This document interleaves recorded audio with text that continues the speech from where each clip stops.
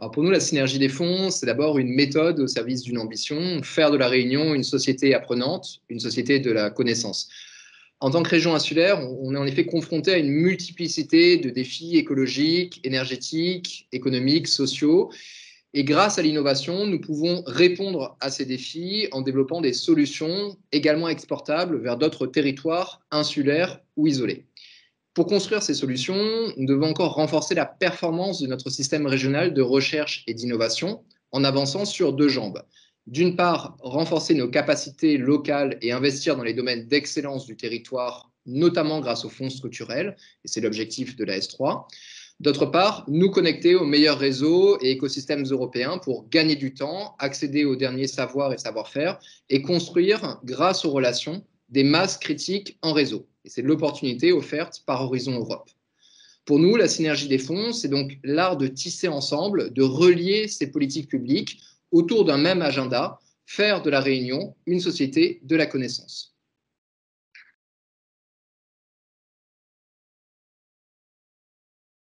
Pour moi, ces deux programmes sont tout à fait complémentaires. D'abord, grâce au FEDER, notre territoire investit depuis plusieurs décennies sur ces fonds structurels dans des thématiques prometteuses en matière de recherche et d'innovation.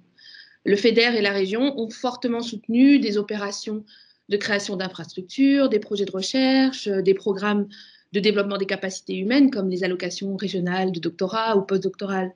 Et grâce à ça, la Réunion a structuré ses capacités de recherche et d'innovation dans un nombre varié de domaines. Et à présent, les outils d'Horizon Europe nous permettent de nous connecter à des centres avancés dans ces domaines, de révéler les thématiques spécifiques qui présentent une valeur ajoutée internationale pour lesquelles on trouve des partenaires intéressés, et comme ça d'accélérer le développement de nos capacités de recherche dans ces champs spécifiquement. Et en même temps, ça nous permet de mieux prioriser nos prochains investissements structurels au niveau du territoire.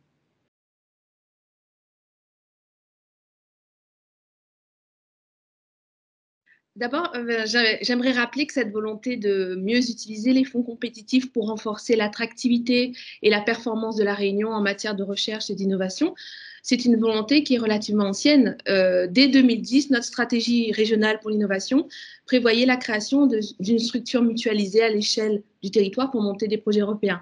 La cellule Europe régionale, elle a été créée en 2013 avec le soutien de la région Réunion et du FEDER.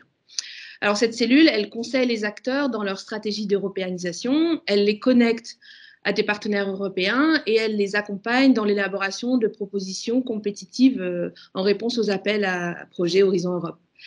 Et au sein de cette cellule, on a conçu des dispositifs de synergie très ciblés, par exemple, pour permettre à un chercheur de rejoindre un consortium H2020 existant, déjà financé. On a monté un projet postdoctoral financé sur FEDER et le chercheur en postdoc a ainsi conduit des activités complémentaires dans le cadre du consortium européen qui avait déjà été sélectionné. On aime bien dire que c'est un open avant l'heure. Et puis, grâce au FEDER et également, depuis 2020, on anime des communautés d'acteurs issus de la quadruple hélice, rassemblés par défis territorial, par exemple décarboner le système électrique dans un territoire déconnecté du grid continental, ou encore faire advenir une société inclusive dans un contexte postcolonial multiculturel. Voilà, ce sont des communautés et pour nous, ces communautés sont des incubateurs à projets de recherche et d'innovation qui ont à la fois une portée locale et européenne et qui pourront s'inscrire demain dans les appels à projets Horizon Europe.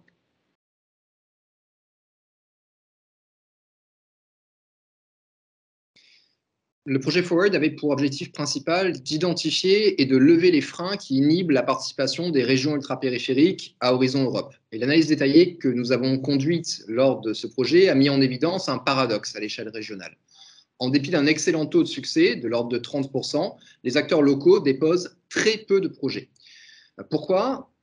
Normalement, notamment plutôt parce que les financements régionaux apparaissent plus accessibles, moins compétitifs. Ainsi, pour normaliser la participation à Horizon Europe, la région Réunion a été l'une des premières régions européennes et la première région française à s'être dotée d'une feuille de route régionale pour l'intégration dans l'espace européen de la recherche.